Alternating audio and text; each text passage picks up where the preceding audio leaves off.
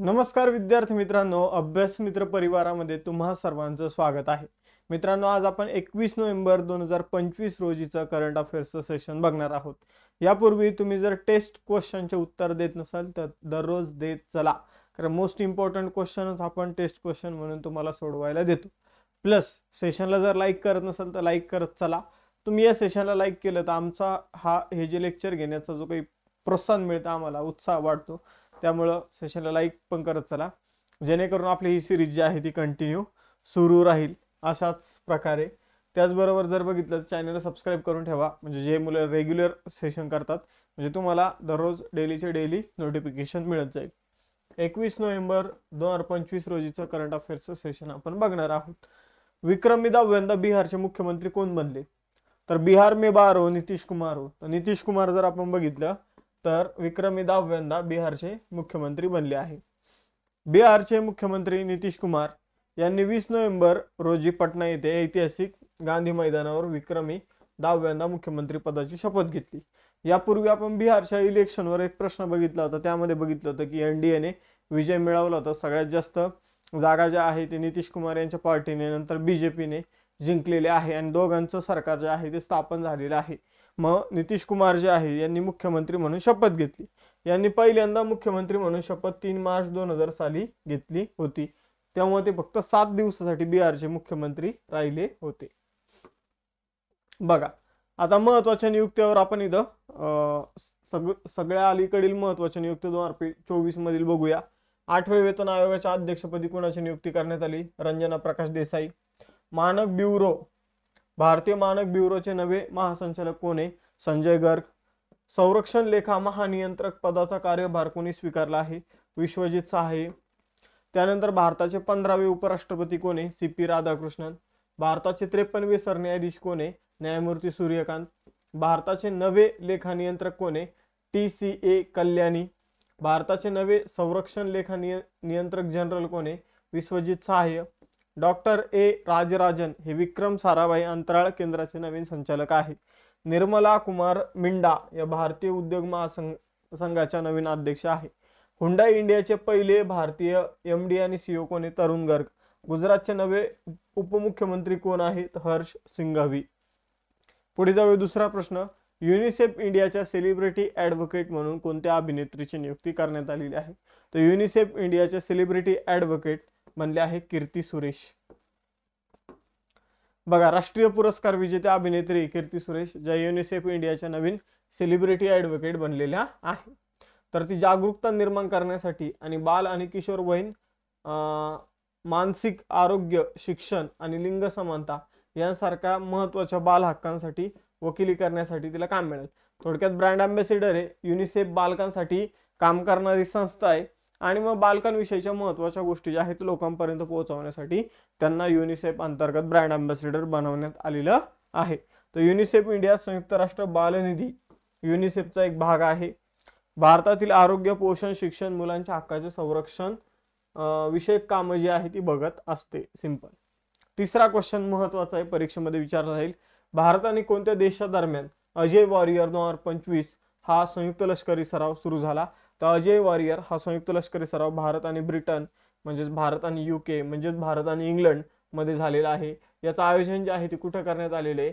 तर राजस्थानमध्ये या युद्ध सरावाचं आयोजन करण्यात आलेलं आहे. तर अजय वॉरियर 2025 हा संयुक्त लष्करी सराव भारत आणि UK मध्ये झालेला आहे. याची 8वी आवृत्ती अलीकडे आयोजित करण्यात आली.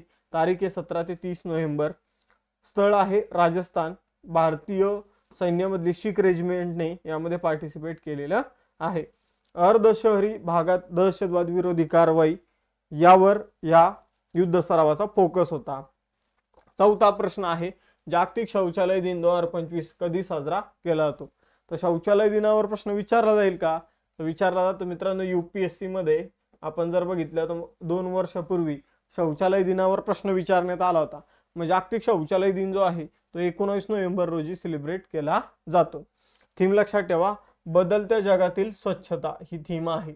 मग आपण जर बघितलं तर जगभरातील स्वच्छतेचे महत्त्व, सुरक्षित शौचालयाचा अभाव आणि स्वच्छतेबाबत जागरूकता निर्माण करण्यासाठी हा दिवस 2013 पासून जो आहे तो सेलिब्रेट केला जातो. कुणामार्फत? तर संयुक्त राष्ट्रांनीच हा दिवस सुरू केलेला आहे. पुढे जाऊया. 5वा प्रश्न. नोव्हेंबर 2025 मध्ये उत्तर प्रदेश राज्यातील कोणत्या जिल्ह्याला बुगले या वाद्यासाठी GI टॅग मिळाला? तर हे वाद्य तुम्ही इथं बघू शकता. हे वाद्य जे आहे ते 1885 पासून जवळपास उत्तर प्रदेश मधील मेरठ येथे बनवलं जातं आणि 200 वर्षापासून भारतामध्ये हे वाद्य जे आहे ते वाजवलं जातं. म्हणून या वाद्याचा इतिहास जुना आहे. मेरठमध्ये याची निर्मिती केली जाते 1885 पासून. म्हणून मेरठच्या बुगले या वाद्याला GI टॅग जो आहे तो देण्यात आलेला आहे. यापूर्वी मेरठमधील क्रीडा वस्तूंना देखील GI टॅग देण्यात आलेला आहे मित्रांनो. पुढे जाऊया. 6वा प्रश्न. कसोटी क्रिकेटमध्ये 4000 धावा आणि 300+ बळी म्हणजे विकेट्स घेणारा दुसरा भारतीय क्रिकेटपटू कोण बनला? तर कसोटी क्रिकेटमध्ये 4000+ धावा आणि 300+ विकेट्स घेणारा रवींद्र जडेजा जो आहे तो दुसरा खेळाडू बनलेला आहे. पहिले कोण आहे? तर पहिले कपिल देव आहे. कपिल देव हे पहिले खेळाडू आहे, ही गोष्ट लक्षात ठेवायची. तर हा पराक्रम करणारा तो दुसरा खेळाडू आहे. कपिल देव पहिले खेळाडू आहे. आपण जर बघितलं तर रवींद्र जडेजाने नोव्हेंबर 2025 मध्ये भारत आणि दक्षिण आफ्रिका या दरम्यान जो काही सामना झाला होता त्यामध्ये ही कामगिरी केलेली आहे. म्हणजे 4000 धावा कंप्लीट केला, 300+ विकेट त्याच्या कंप्लीट झालेले आहे. मित्रांनो, आपण कंबाईन पूर्व परीक्षेसाठी यशवंत बॅच सुरू केलेली आहे. फी एकदम कमी ठेवलेली, 499 रुपये. आपल्या यामध्ये PYQ सुरू आहे. पॉलिटी कंप्लीट झालेले, जिओग्राफीचे पण 2-3 वर्ष झाले, हिस्ट्रीचे पण 2 ते 3 वर्षाचे PYQ कंप्लीट झालेले. जर तुम्हाला अजून मेन सिलेबस सुरू व्हायचे, जर तुम्हाला ऍडमिशन घ्यायचं असेल तर तुम्ही घेऊ शकता, कारण 1 महिना बरोबर एक्झामला राहिलेला आहे. या आपल्या क्लास नोट्स आहे, या आपल्या फाउंडेशन बॅचेस आहे, या 21,000 PYQ ची बॅच आहे, या आपल्या क्लास नोट्स आहे मित्रांनो. या तुम्ही सर्व गोष्टी अभ्यास मित्राच्या ऍप्लिकेशन वरून परचेस करू शकता. 7वा क्वेश्चन आहे. ढाका येथे झालेल्या 24व्या आशियाई तिरंदाजी अजिंक्यपद 2025 मध्ये कोणत्या देशाने पदक तालिकेमध्ये अव्वल स्थान पटकावलं? तर भारताने पदक तालिकेमध्ये अव्वल स्थान पटकावलेलं आहे.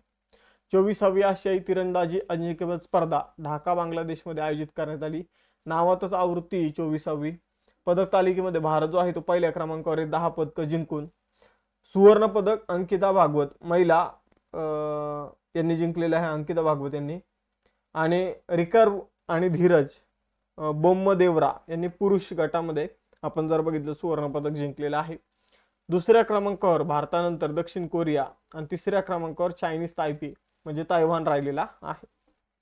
8वा प्रश्न आहे. 2025च्या गव्हर्नर अवॉर्ड्स मध्ये कोणत्या हॉलिवूड अभिनेत्याला मानद ऑस्करने सन्मानित करण्यात आलं? तर गव्हर्नर अवॉर्ड्स मध्ये मानद ऑस्कर जो आहे, मानाचा एकदम आपण त्याला म्हणू शकतो ऑस्कर, हा मिळालेला आहे टॉम क्रूज.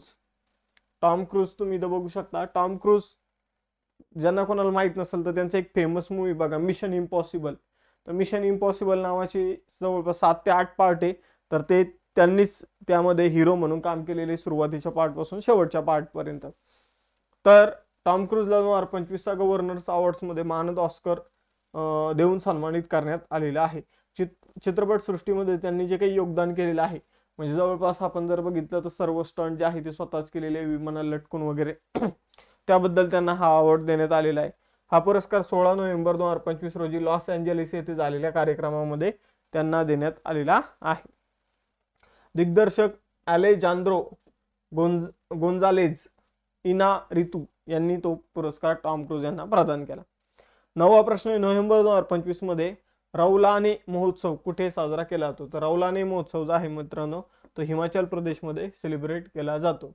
तर हिमाचल प्रदेशमधील किन्नौर जिल्ह्यामध्ये रौलाने महोत्सव साजरा केला जातो. या उत्सवादरम्यान पुरुष पारंपरिक किन्नौरी महिलांच्या पोशाख घालतात आणि चेहरे पूर्णपणे झाकतात, अशी तिथे एक प्रथा परंपरा आपल्याला बघायला मिळते. आपण जर बघितलं हिमाचल प्रदेशची उन्हाळी राजधानी शिमला, हिवाळी आहे धर्मशाळा. स्थापना 25 जानेवारी 1971 रोजी करण्यात आली होती. पहिले तो केंद्रशासित प्रदेश होता. मुख्यमंत्री आहे सुखविंदर सिंह सुक्खू. राज्यपाल आहे शिव प्रताप शुक्ला. लोकसभेमध्ये 4 जागा, राज्यसभेमध्ये 3 आणि विधानसभेच्या 68 जागा आहे. शेजारी उत्तराखंड, उत्तर प्रदेश, हरियाणा आणि पंजाब आपल्याला बघायला मिळतात. आपण जर बघितलं 2 शेजारी केंद्रशासित प्रदेश सुद्धा आहे, जम्मू काश्मीर आणि लडाख. त्यानंतर जर बघितलं तर राज्य प्राणी आहे हिमबिबट्या, राज्य वृक्ष आहे देवदार, राज्य पक्षी आहे जुजुराना, राज्य फुल आहे बुरान्स.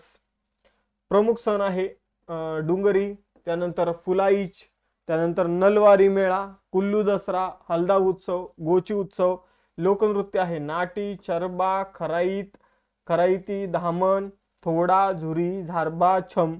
त्यानंतर राष्ट्रीय उद्यान आहे पिन व्हॅली राष्ट्रीय उद्यान. पिन व्हॅली राष्ट्रीय उद्यान. 10वा प्रश्न आहे, नोव्हेंबर 2025 मध्ये कोणत्या देशाच्या माजी पंतप्रधानांना मृत्यूदंडाची शिक्षा सुनावण्यात आलेली? तुम्ही ऐकलंच असेल, बांगलादेशच्या जे काही पंतप्रधान आहे शेख हसीना, तर यांना मृत्यूदंडाची शिक्षा जी आहे तिथल्या न्यायालयाने ठोठावलेली आहे. आपण जर बघितलं, त्यांना ही जी शिक्षा मिळालेली आहे त्यांच्यासोबत त्यांच्या कार्यकाळात जे गृहमंत्री होते दुज्जमान खान, तर यांना देखील मृत्यूदंडाची शिक्षा जी आहे तिथल्या न्यायालयाने घोषित केलेली आहे.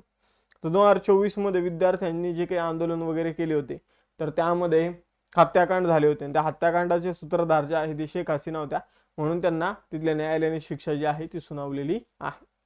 11वा क्वेश्चन आहे, नोव्हेंबर 2025 मध्ये कोणत्या प्रसिद्ध भारतीय कला दिग्दर्शकाला Knight of the Order of Arts and Letters हा प्रतिष्ठित फ्रेंच नागरी सन्मान प्रदान करण्यात आला?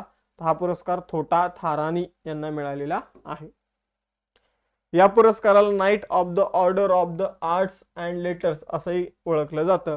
हा चेन्नईमध्ये थोटा थारानी यांना देण्यात आला. फ्रान्सचे राजदूत थियरी यांनी त्यांना प्रदान केलेला आहे पुरस्कार. आजच्या सेशनच्या टेस्ट क्वेश्चन बघा, कोणत्या देशाच्या माजी पंतप्रधानांना मृत्यूदंडाची शिक्षा जी आहे ती सुनावण्यात आलेली आहे? भारत आणि कोणत्या देशादरम्यान अजय वॉरियर 25 हा संयुक्त लष्करी सराव जो आहे तो सुरू झालेला आहे. बाकी तुम्हाला लेक्चर आवडला असेल तर लेक्चर लाईक करा, चॅनल सबस्क्राईब करा. टेस्ट क्वेश्चनचे आन्सर कमेंट बॉक्समध्ये द्यायला विसरू नका. थांबूया मग इथं, भेटूया नेक्स्ट सेशनमध्ये. चलो बाय बाय एव्हरीवन, जय हिंद.